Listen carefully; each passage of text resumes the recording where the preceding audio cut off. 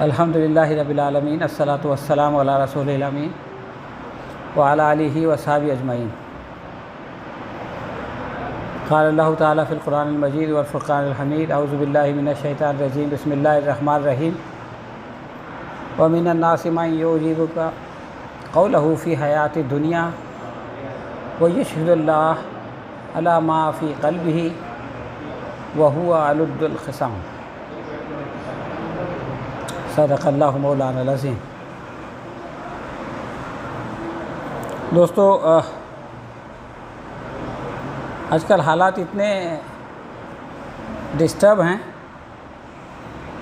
कि उस पर गुफ्तगू भी जो है वो डिस्टर्ब ही होगी। कोई ऑर्गेनाइज बातचीत जो है वो उस पर नहीं हो सकती। तो इसलिए ऐसे मुंतशर बातें आप लोगों के सामने आएंगी इंशाअल्लाह, और उसको आपको जोड़ जाड़ के उसमें से कुछ न कुछ मतलब निकालना पड़ेगा। अभी 2 दिन पहले जो है वो 74वीं यौम जमहूरिया मनाया गया और लोगों ने बहुत खुशी मनाई कि हिंदुस्तान के लोगों ने हिंदुस्तान को एक कानून दिया वग़ैरह वग़ैरह। तो कानून जो है वो अमल करने के लिए होता है। अगर उस पर अमल थोड़ी देर में हो जाएगा,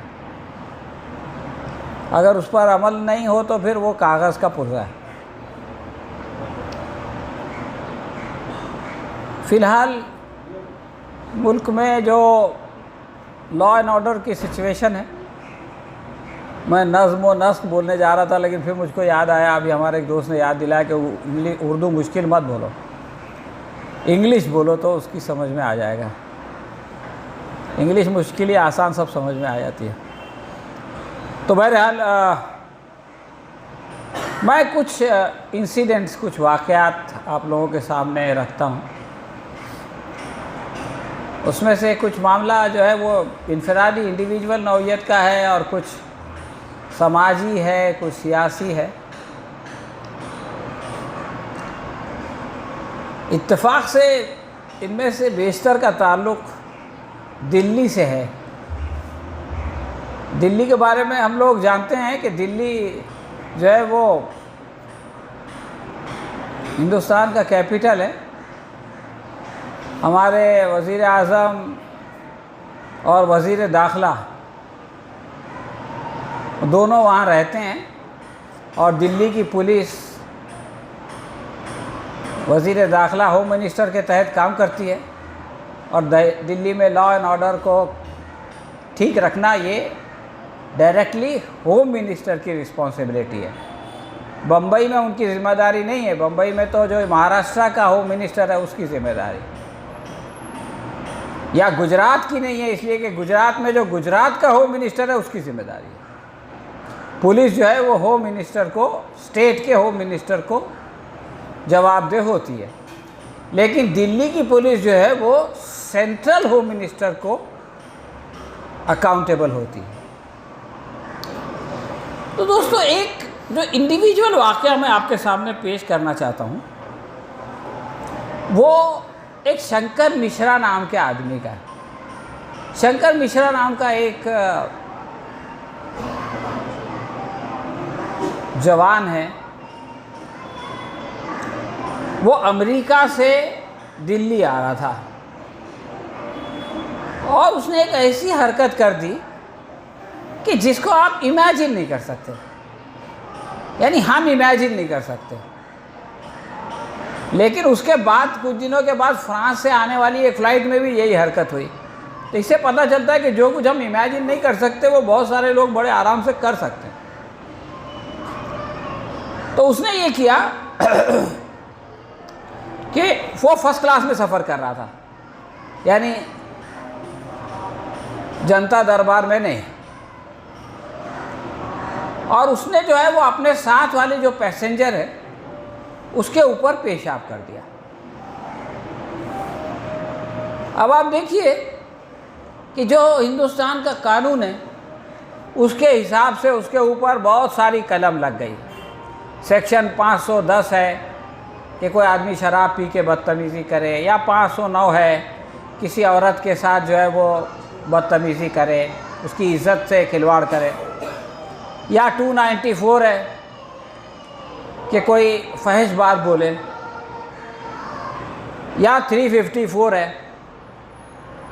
कि वो किसी की इज़्ज़त पे हाथ डाले, और एयरक्राफ्ट में बदतमीज़ी करने के लिए भी बहुत सारे कानून हैं। तो दोस्तों इतनी सारी कलम लग गई, उसको 1.5 महीने बाद गिरफ्तार किया गया। आपको लगता है पुलिस ने कहा कि इसको 3 दिन के लिए रिमांड पे दे दो, तो कोर्ट ने कहा कि नहीं 14 दिन के लिए इसको रिमांड पे लेके जाओ। उल्टा होता है, आमतौर से पुलिस 14 दिन का रिमांड मांगती है तो कोर्ट जो है वो कहती है नहीं 14 दिन क्या करोगे तुम लोग, 3 दिन में सब पूछ लो जो भी पूछना है। लेकिन कोर्ट को इतना गुस्सा था कि उसने कहा इसको 14 दिन अंदर करो पहले। तो ये एक इंसिडेंट है, लेकिन इतनी घिनौनी हरकत करने के बावजूद, इत्तेफाक से उसका घर बम्बई में है, कुर्ला में है, उसके वालिद हैं श्याम मिश्रा। उन्होंने कहा कि नहीं नहीं मेरा बेटा बेकसूर है, वो ऐसा कर ही नहीं सकता, संस्कारी है ना, संस्कारी ब्राह्मण ऐसा काम कर ही नहीं सकता, करे तो भी नहीं कर सकता। यानी सारी दुनिया बोल रही है कि किया उसने, वो बोलता है नो मैं नहीं मानता। उसकी उम्र 34 साल है और उसकी दलील क्या है कि वो आदमी जिसकी उम्र 34 साल है और जिसने 74 साल की औरत के साथ ये बदसलूकी किया, यानी अपनी माँ से भी बड़ी उम्र की, तो उसका बाप ये बोलता है श्याम मिश्रा कि अरे वो कैसे कर सकता है, उसकी 18 साल की बेटी है। अब आप बोलिए 34 साल का है, वो खुद बाप बता रहा है, 18 साल की बेटी है ये भी बता रहा है, तो उसकी शादी कब हुई? हिसाब किताब, अभी एक साहब ने मोबाइल उठाया कैलकुलेशन के लिए, 15 साल में कम से कम उसकी शादी होना चाहिए। अगर 15 साल के बाद शादी हो तो फिर उसकी बेटी 18 साल की नहीं हो सकती। दोस्तों ये तो कुछ नॉन सीरियस बातें हैं। इसमें सीरियस बात यह है कि उस आदमी को उसकी कंपनी ने निकाल दिया तो पता चला कि दुनिया की बहुत, अमेरिका की मशहूर कंपनी है ऑडिट करने वाली, वेल्स फार्गो, उसमें वो काम करता था। ये उस वक्त पता चला जब उस वेल्स फार्गो ने उसको निकाल दिया। अब आप देखिए वो MBA पढ़ा हुआ आदमी है, वेल्स फार्गो जैसी कंपनी में डायरेक्टर है, इतनी कम उम्र में अमेरिका जाता है, वहाँ पे उसके ट्रेनिंग प्रोग्राम, ओरिएंटेशन वगैरह वगैरह होते हैं, और इसके बावजूद हवाई जहाज़ में मुफ्त में शराब मिल रही है तो 4 पैक शराब पीता है और फिर ये हरकत करता है। तो इससे ये पता चलता है कि ये जो कॉम्बिनेशन है ना,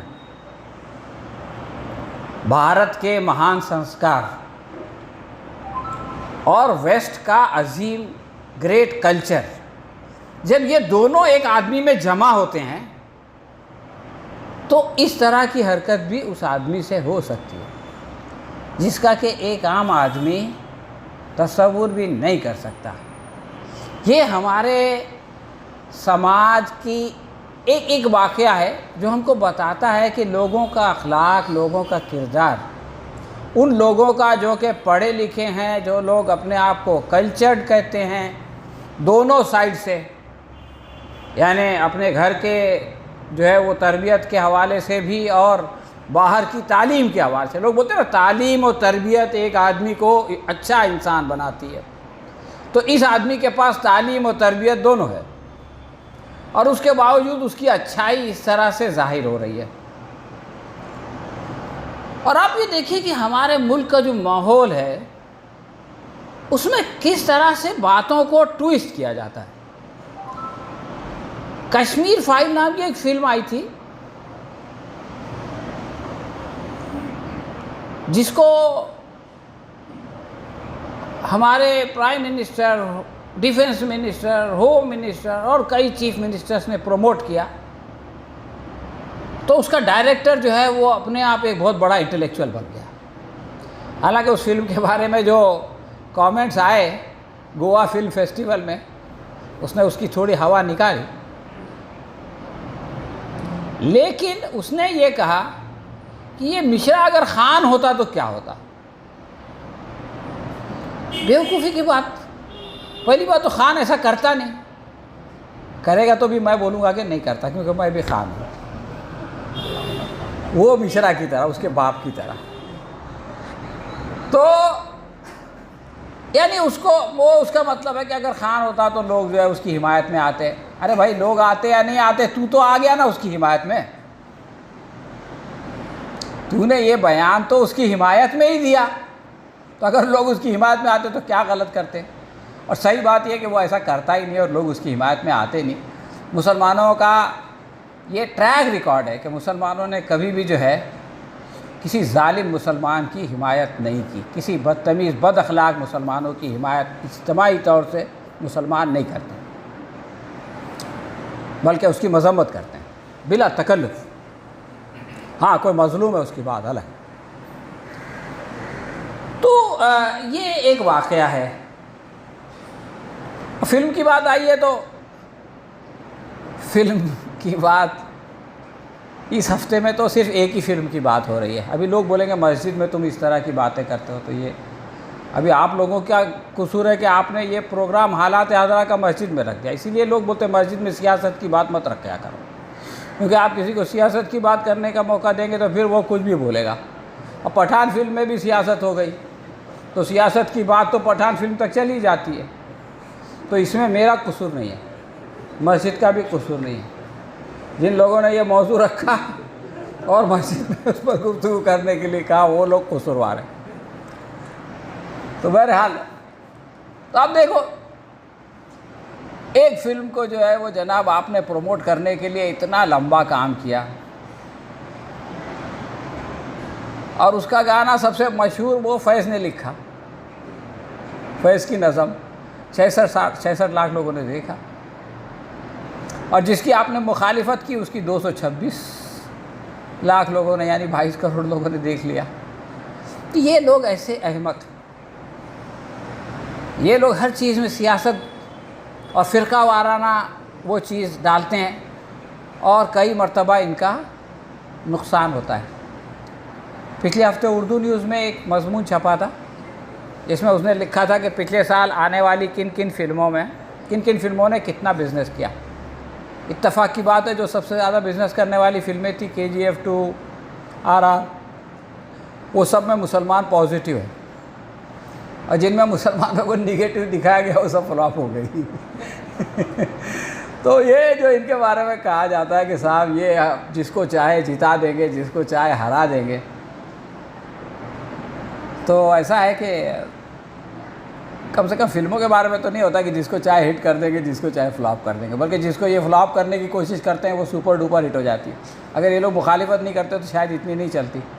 3 ही दिन में उसने जो है वो उसका 2 हफ्ते का 3 हफ्ते का जो बिज़नेस था वो कर लिया। बहरहाल वो दूसरी कहानी। तो एक और वाक़या मैं आपको दिल्ली का सुनाना चाहता हूँ। देखिए, एक ऐसा वाक़या है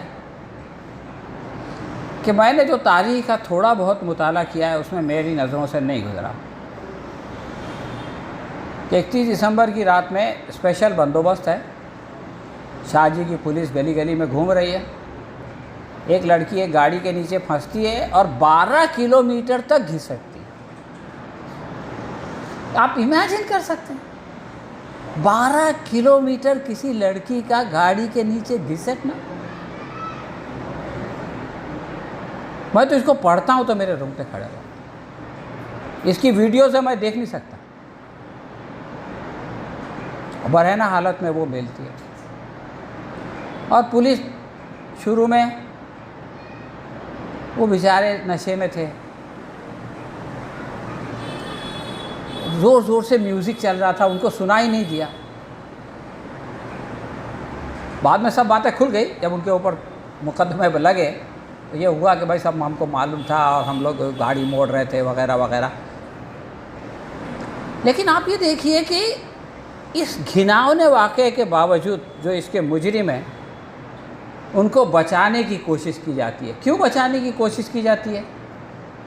इसलिए कि उनमें जो है वो मनोज मित्तल नाम का एक आदमी है जो बीजेपी का एक लीडर है, इत्तेफाक से उसी मोहल्ले का लीडर है। उसको जिस पुलिस स्टेशन में रखा गया उसके बाहर उसका पोस्टर लगा हुआ था। नहीं, मैं ये बताना चाहता हूँ कि ये जो हमारा जो लेवल है किस तरह तक गिर चुका है कि इतना बड़ा बड़ा जुर्म जो है वो हमारे लोग इस समाज में हो रहा है, और जो लोग इस तरह का जुर्म करते हैं उनको बचाने की कोशिश की जाती है। अब देखिए मीडिया जो है वो आजकल बहुत ख़तरनाक हो गया है। तो मीडिया में साहब पहले तो उस लड़की का कैरेक्टर एसेसिनेशन शुरू हो गया, वो ऐसी थी, रात में घूम रही थी, ये कर रही थी, वो कर रही थी, मतलब नॉर्मल। उसके बाद उसकी एक सहेली सामने आई तो उसका कैरेक्टर एसेसिनेशन, निधि नाम की। तो अंजलि का भी कैरेक्टर ख़राब था, निधि का भी कैरेक्टर ख़राब है, इसलिए अगर उसको 12 किलोमीटर गाड़ी के नीचे खींचा जाए तो इसमें कोई बुरी बात नहीं है। ये मैसेज देने की कोशिश की जाती है। ये उस समाज की बात हो रही है, उस वक्त की बात हो रही है, उस दौर की बात हो रही है जिसमें हम लोग सांस ले रहे हैं, जिसमें हम रहते हैं। तो दोस्तों अब और भी वाक़यात हैं। दिल्ली का एक और वाक़या, अरे वो जो वहाँ की ह्यूमन राइट्स की चेयरमैन है मालीवाल, उसको 12 मीटर तक एक आदमी ने खींचा अपनी टीम के साथ ही। लोगों ने चिल्लाया तो उसने खिड़की नीचे किया। ह्यूमन राइट्स कमीशन की चेयरमैन इज नॉट सेफ, महफूज नहीं। एक और वाकया, शंभू दयाल नाम का एक पुलिस था, उसको वंदना नाम की एक औरत ने आके कहा कि भाई मेरे शौहर का मोबाइल और पैसा एक आदमी ने चुरा लिया है। वो बेचारा चाय पीते पीते छोड़ के उसके साथ आया और उसने बोला कि देखो वो रेलवे पटरी पे बैठा है। उसने उसको पकड़ा, उसको ले जा रहा था। बेटे ऐसा नहीं करना चाहिए। उसने मौका देखा, चाकू निकाला और उसको चाकू घोंप दिया।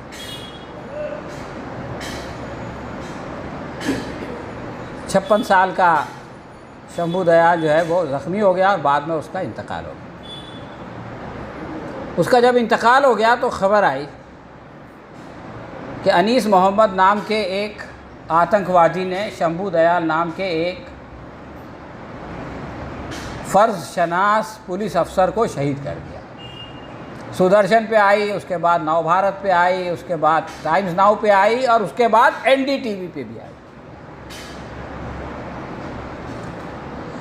बाद में पता चला कि वो अनीस मोहम्मद नहीं, अनीस राज था। उसकी माँ का नाम सुंदरी है, उसके भाई का नाम अनिल है। और जिस वक्त वो शंभू दयाल ज़ख्मी होके गिर गया तो उसकी मदद के लिए रुखसार नाम की एक औरत आई। उसने सबसे पहले उसका खून रोकने की कोशिश की, फिर उसका शौहर आया, उसने उसको गाड़ी में डाला और पुलिस स्टेशन पहुंचाया। तो इस पूरी खबर में रुखसार और उसका शौहर गायब है और अनीस राज मुसलमान है। तो ये है हमारे माशरे की एक मतलब किस तरह का क्राइम हो रहा है, किस तरह से उसको जस्टिफाई किया जा रहा है, किस तरह से उसको छुपाया जा रहा है और किस तरह से उसको इस्तेमाल किया जा रहा है। यही सिलसिला आफ्ताब पूनावाला का है। आफ्ताब पूनावाला का एक ऐसा अमल है जिसका इस्लाम से कोई ताल्लुक़ नहीं, इस्लाम के ख़िलाफ़ है। हिंदुस्तान का कानून उसकी इजाज़त देता है लेकिन इस्लाम इजाज़त नहीं देता है लिव इन रिलेशनशिप की। श्रद्धा उसके साथ रहती थी, श्रद्धा के माँ बाप को मालूम था ये बात, मुंबई से गई थी। अगर उनको ऑब्जेक्शन होता तो नहीं जाने देते, यहीं पुलिस स्टेशन में वो दे के उसको रोक लेते कि भाई लव जिहाद करके हमारी बेटी को ले जा रहा है। ऐसा कुछ नहीं किया उन्होंने। और आफ्ताब ने एक ऐसी हरकत किया जिसकी सज़ा इस्लाम में मौत है। आप किसी औरत को 35 टुकड़े कर दो तो इसके लिए कोई माफ़ी नहीं है इस्लाम में, वो मुसलमान हो या हिंदू हो। लेकिन वो लव जिहाद है, इसलिए कि गुजरात का इलेक्शन जीतना है। तो ये हमारे सिचुएशन है। तो अब आप सोच रहे होंगे कि यार सलीम तो दूसरे लोगों का बहुत बताता है, एक मुसलमान का बताया तो वो भी जो है वो उसको बोला कि उसका इस्लाम से ताल्लुक़ नहीं है। इसका मतलब है कि मुसलमान जो जिनका इस्लाम से ताल्लुक़ है वो तो वह बहुत अच्छे लोग हैं, उनके यहाँ तो कोई प्रॉब्लम ही नहीं है। तो ऐसा नहीं है दोस्तों। देखिए हमारा जो माशरा है मुस्लिम माशरा, इसमें भी अल्हम्दुलिल्लाह जो दीनी जमातों ने काम किया, मुख्तलिफ़ जमातें, तबलीगी जमात, जमात इस्लामी, दावत इस्लामी, सुन्नी दावत इस्लामी, सभी लोगों का उसमें हिस्सा है। मैं ये नहीं कहता कि हमारे ये जो लोग बैठे हैं इन्हीं की वजह से सारा मुसलमान जो है वो बहुत ज़्यादा बेदार हो गया है। सभी ने अपना अपना हिस्सा लगाया। और फिर जिनको ये लोग बेदार नहीं कर सके उनको हमारे मोदी जी ने बेदार कर दिया, मुसलमान को मुसलमान कर दिया तूफ़ान मोदी ने। ये तो शेर आपने सुना ही होगा, अल्लामा इकबाल को मालूम पड़ गया था एक ज़माना ऐसा आएगा जब मोदी जी हिंदुस्तान के वज़ीर आज़म होंगे। बहरहाल तो हमारे यहाँ अल्हम्दुलिल्लाह हमारी आइडेंटिटी के हवाले से बेदारी बढ़ी है, इसका कोई इनकार नहीं कर सकता। हम लोगों की जो जनरेशन है उसने देखा है कि कॉलेजेस में जब हम लोग जाते थे तो दाढ़ी वाला, टोपी वाला, कुर्ते वाला, बुर्के वाली नहीं दिखाई देती थी। ये एक सच्चाई है, इल्ला माशा अल्लाह।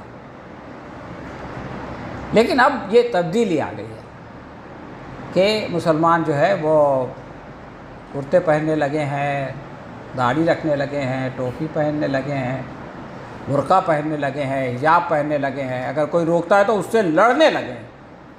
बिल्कुल दुरुस्त है उस लड़ाई को। वो जो उसने मुस्कान ने कहा था ना अल्लाहु अकबर, मैं उसको सलाम करता हूँ।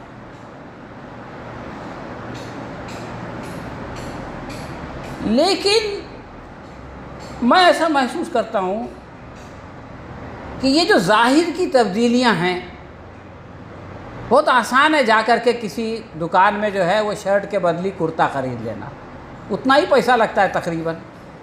पैंट के बदली पजामा तो कुछ सस्ता ही होता होगा, हैट के बदले टोपी, दाढ़ी रखने से तो कुछ शेविंग की पैसा नहीं तो मेहनत तो बच ही जाती है। ये सब चीज़ें आसान हैं। बुर्का पहनना भी पहले लोगों को लगता था कि बुर्का पहनने से हम फैशन नहीं कर सकते, अब एक से एक फैशनी बुर्का, तो वो मसला भी हल हो चुका है। मैं ये नहीं कहता कि वो गलत है, अच्छा बुर्का हो तो कोई उसमें हर्ज नहीं है, सातिर होना चाहिए। लेकिन दोस्तों अंदर में तब्दीली या तो नहीं हो रही है या कम हो रही है। पहले ट्रेनों में हंगामा करते हुए जो लड़के मिलते थे, दिखते थे, गाली गलौज, लड़ाई झगड़ा, अपना मुमरा स्टेशन तो मशहूर ही है, तो ये समझ में नहीं आता था कि ये हिंदू है या मुसलमान है। गौर से उसकी ज़बान सुनना पड़ता था, अब समझ में आता है। पहले कॉलेजेस यूनिवर्सिटी में लड़के लड़कियां बैठे रहते थे इस कोने में उस कोने में, तो ये नहीं समझ में आता था, बल्कि हम लोग सोचते थे यार ये तो मुसलमान नहीं हो सकती है लड़की। लेकिन अब ऐसा कोई बेनिफिट ऑफ डाउट देने की पोजीशन में हम लोग नहीं हैं। तो ये जो चेंज है हमारे मामलात में, हमारे अखलाक में, हमारे किरदार में, मैं ये नहीं कहता कि नहीं हो रहा है, इसलिए कि उसके लिए तो वो देखना पड़ेगा, लेकिन स्लो है ये तो मानना पड़ेगा। एक साहब से मैं मिला तो उन्होंने कहा कि ज़रा ये मालूम करने की कोशिश कीजिए आप कि क्राइम जो आज से 10 साल पहले, 20 साल पहले जो मुसलमानों का प्रोपोर्शन था और जो अभी है उसमें कोई चेंज आया है या नहीं आया है। और उनका ये ख्याल था कि वो स्कूल चलाते हैं, अंजुमन इस्लाम बोलने में छुपाने का। उन्होंने कहा कि पहले बच्चे जो है वो कभी इतने वायलेंट नहीं होते थे, वो कभी पंखा नहीं तोड़ते थे, वो कभी दरवाज़ा नहीं तोड़ते थे, वो कभी टैप नहीं तोड़ते थे, ये हमको मालूम नहीं था। लेकिन आजकल के बच्चे ये करते हैं और उन स्कूलों में सिर्फ मुसलमान बच्चे पढ़ते हैं। और अगर किसी बच्चे को डांट दिया जाए तो उसका वालिद झगड़ा करने के लिए, उसकी वालदा जो है वो कोर्ट में जाने के लिए तैयार हो जाती है। तो मैं ये कहता हूँ कि जो तब्दीलियाँ हैं वो वैसी ही है। मस्जिद तो बना ली शब भर में, ईमान की हरारत वालों ने, मन अपना पुराना पापी था, बरसों में नमाजी बन न सका। देखिए, इस्लाम जो है वो अलामतों की भी अहमियत देता है। आप कोई गैर मुस्लिम की अलामत नहीं अख्तियार कर सकते, इससे मना किया गया है। लेकिन अलामतों को सब कुछ नहीं समझता,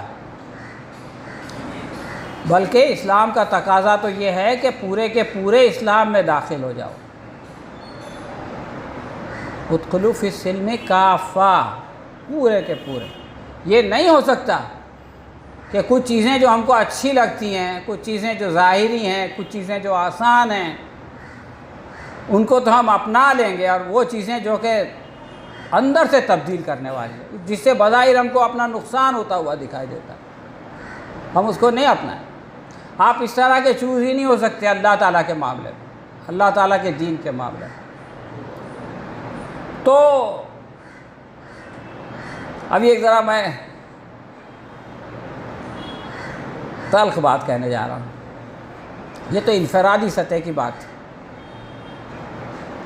मुझको ऐसा लगता है कि इज्तिमाई सतह पर भी हम लोग थोड़े से कंफर्ट जोन के आदी होते जा रहे हैं। हो सकता है मेरा अंदाज़ा गलत हो और अल्लाह करे गलत हो। देखिए, हमारे यहाँ दर्स होता है कि भाई अल्लाह की राह में जिहाद करें, जान से, माल से, वगैरह वगैरह। और फिर जो लोग ज़्यादा जोशीले मुकर्रर होते हैं वो ये भी बोल देते हैं कि हमारी एक बड़ी जमात है, उसने 6 बातों तक अपने आप को महदूद कर लिया है, उसको मुल्क व मिल्लत के मसाइल में कोई दिलचस्पी नहीं है, वगैरह वगैरह। ये बिल्कुल दुरुस्त बात है। उनके यहाँ इस तरह के मौज़ूआत पर तकरीर नहीं होती, लेकिन हमारे यहाँ इस तरह के मौज़ूआत पर सिर्फ तकरीर होती है।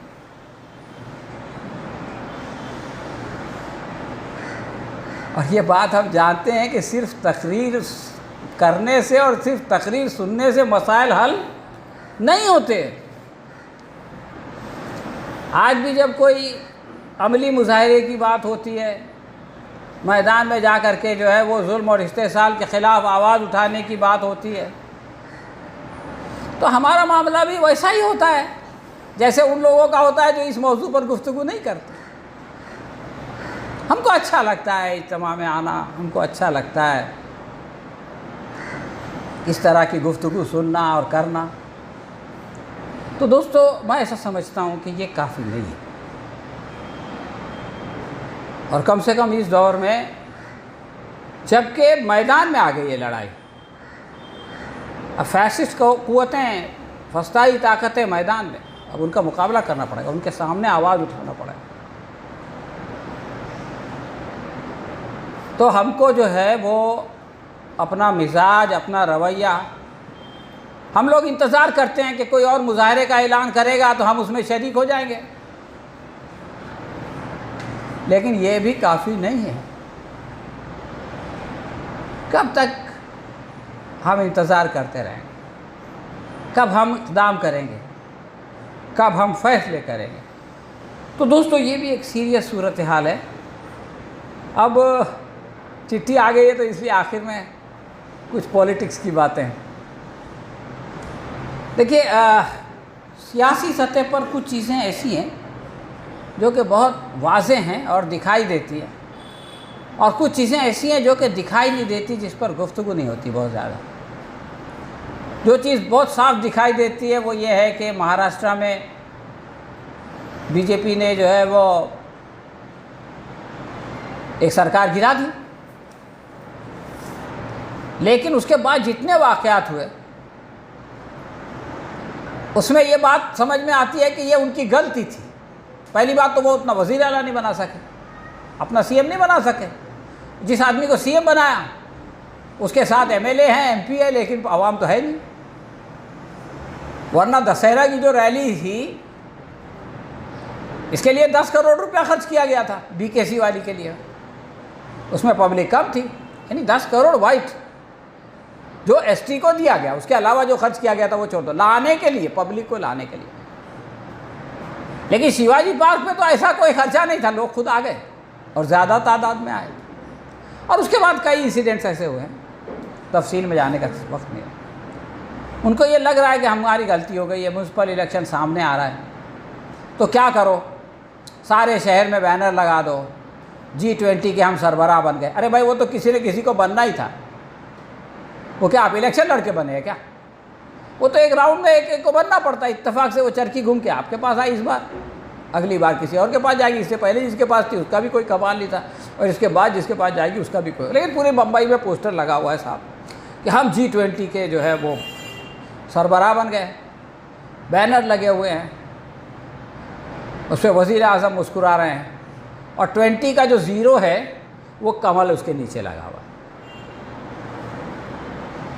अब उससे काम नहीं चला तो वज़ीर आज़म को बुलाया, 20-25 उद्घाटन करा दिया। अभी आते हुए मुझको ड्राइवर बता रहा था कि ये ब्रिज जो है ना, आधे पे गाड़ी चल रही थी, आधे में, बोले इसका उद्घाटन वज़ीर आज़म करके चले गए। उस हिस्से का उद्घाटन, ये तो पहले जिस पे चल रही थी वो तो पहले भी था, जब ये वज़ीर आज़म नहीं थे, वज़ीर आला थे, तब भी था। लेकिन जिसका वो उद्घाटन करके चले गए उस पर अभी गाड़ी नहीं चल रही है, उस पर काम चल रहा है, और 2024 तक वो काम पूरा होगा इसकी कोई गारंटी नहीं है। तो आप जब दर्जन के हिसाब से उद्घाटन करेंगे, लेकिन फिर उससे भी बात नहीं बनी, तो आज एक रैली हो रही है, हिंदू जन आक्रोश रैली। किसके खिलाफ है? वो है जनाब लव जिहाद और लैंड जिहाद के खिलाफ। तो लव जिहाद के बारे में लंबी गुफ्तगू है। लैंड जिहाद जो है वो असल में लैंड माफिया का इन्होंने नया नाम रखा है, और बम्बई में सबसे बड़ा लैंड माफिया जो है वो कौन है? उसका नाम मालूम है आपको? उसका नाम है लोधा, जिसने अभी यहाँ कॉलोनी बनाई, और उसके घर नहीं बिक रहे हैं इसलिए कि दूर है, तो पहाड़ के नीचे से सुरंग लगा के रास्ता बनाया जा रहा है सरकारी खर्चे से। ऑफ कोर्स उससे मुमरा वालों का भी फ़ायदा होगा, लेकिन वो मंगल प्रभात लोधा के लिए हो रहा है। पहले वो बम्बई बीजेपी का सदर था, वज़ीर बन गया। ये है लैंड माफिया। सरकार की मदद से ज़मीन लो, उस पर बिल्डिंग बनाओ, सरकार की मदद से उसके लिए रास्ते बनाओ, और लैंड जिहाद का नारा लगा के वोट लो। ये सब चीज़ें, ये जो फड़फड़ाहट है ना, इससे पहले बम्बई में नहीं थी, इसलिए कि इनको पता चल रहा है कि बॉम्बे का म्यूनसिपल इलेक्शन हम जीत नहीं सकते। तो ये एक रियल पॉलिटिक्स की बात है। लेकिन इससे ज़्यादा चीज़ जो मैं आपसे कह रहा था कि जिस पर गुफ्तगू नहीं होती, वो ये है कि जो गवर्नमेंट है उसके 3 हिस्से हैं, आप जानते हैं, लेजिस्लेशन है, एडमिनिस्ट्रेशन है और जुडिशरी है, और ये तीनों इंडिपेंडेंट हैं। एडमिनिस्ट्रेशन तो सरकार के कब्ज़े में है, इसलिए कि उनकी तनख्वाह, उनका ट्रांसफ़र सारा सरकार के पास होता है। तो जैसे ही सरकार आती है पहला काम ट्रांसफ़र करती है और अपने लोगों को लाके बिठाती है, और फिर वो उनकी मर्ज़ी से काम करते हैं। जुडिशरी किसी हद तक आज़ाद है, वो कभी अपनी आज़ादी का इस्तेमाल करती है, कभी नहीं करती है, एक अलग मसला है। आपकी जेब में पैसा है लेकिन आप कंजूस हैं, तो आप उसका इस्तेमाल नहीं करते, इसका मतलब ये नहीं कि आपके पास पैसा नहीं है। तो जुडिशरी ने कई मर्तबा अपनी आज़ादी का इस्तेमाल नहीं किया, बल्कि अपनी आज़ादी को सरकार के यहाँ गिरवी रख दिया। इसके बावजूद जुडिशरी आज़ाद है, तो अब उसको कब्ज़ा करने की बात हो रही है। कॉलेजियम ख़त्म करो ताकि सरकार की मर्ज़ी से जजेस का अपॉइंटमेंट हो सके, और वो कॉलेजियम ख़त्म करके अपने लोगों का अपॉइंटमेंट कराओ ताकि जज अपने फ़ैसले अपनी मर्ज़ी के मुताबिक हो सके। और सबसे ख़तरनाक फ़ैसला जो ये अपनी मर्ज़ी के मुताबिक करना चाहते हैं, इससे पहले सुप्रीम कोर्ट ने एक फ़ैसला किया था कि जो ये कॉन्स्टिट्यूशन है इसके अंदर आप अमेंडमेंट कर सकते हैं, आपकी सरकार है, लेकिन इसका जो बेसिक स्ट्रक्चर है उसको आप अमेंड नहीं कर सकते, इसलिए कि वो आपने नहीं बनाया। जिस कानून साज असेंबली ने बनाया वो कानून साज असेंबली नहीं है, इस पार्लियामेंट ने वो कानून नहीं बनाया। उस कॉन्स्टिट्यूशन की वजह से पार्लियामेंट बनी, पार्लियामेंट की वजह से कॉन्स्टिट्यूशन नहीं बना। ये बात लोग नहीं जानते। अभी जो हमारे वजीर कानून है बोलते हैं कि भाई पार्लियामेंट सुप्रीम है, उनको भी नहीं मालूम कि ये कॉन्स्टिट्यूशन के नीचे ये तीनों बराबर है,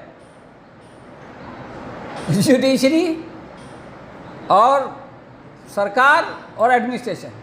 तो कोई ऊपर नीचे का कहानी नहीं है। तुम अपनी मर्ज़ी से जो है वो अपना वहाँ का जज बनाना चाहते हो, उनकी मर्ज़ी से अपने यहाँ वज़ीर बनाना चाहते हो क्या? तुम बोलते हो वो इलेक्शन नहीं लड़े लेकिन तुम उनकी जगह पढ़े लिखे हो गया।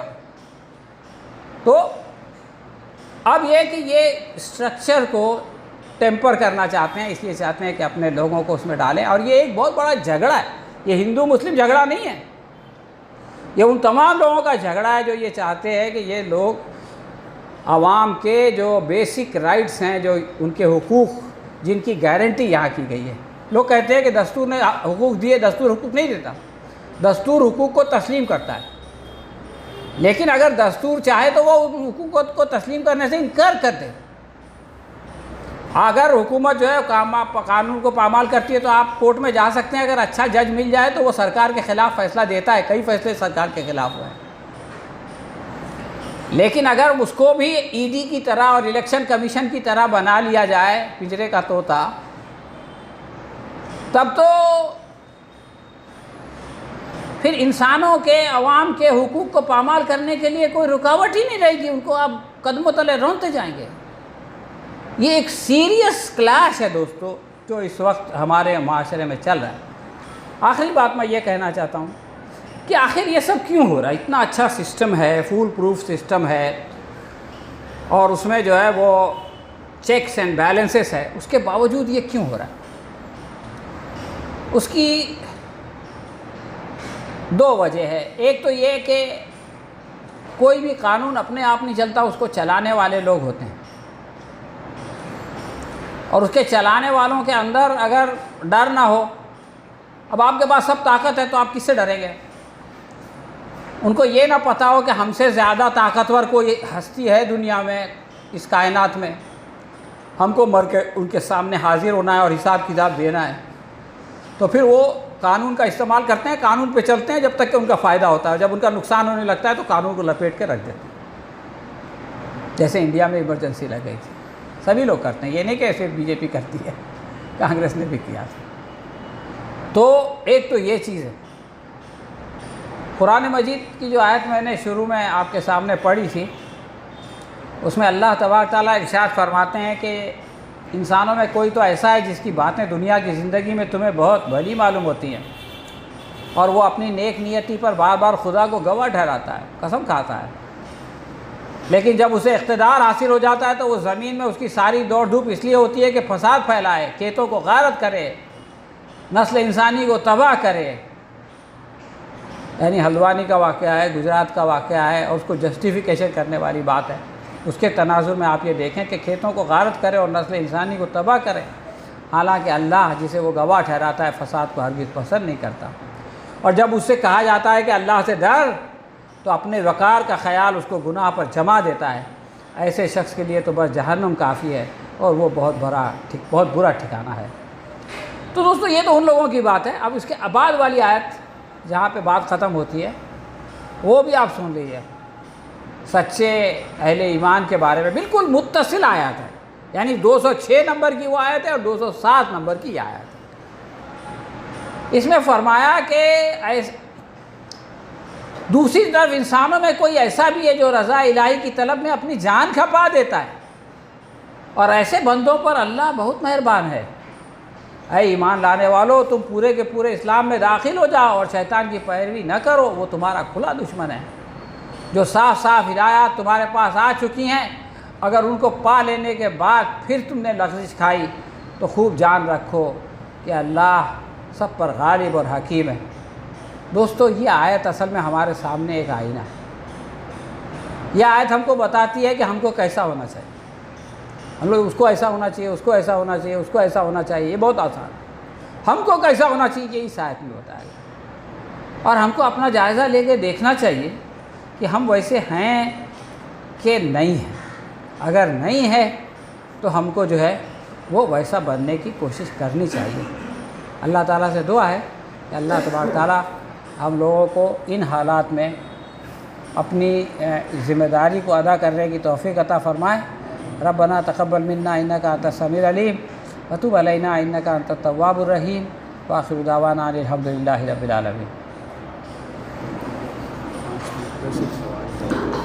5 मिनट से सवाल। हाँ सवाल, हाँ सवाल का टाइम ख़त्म हो गया, अभी सवाल वाल नहीं होगा, सवाल जवाब फिनिश।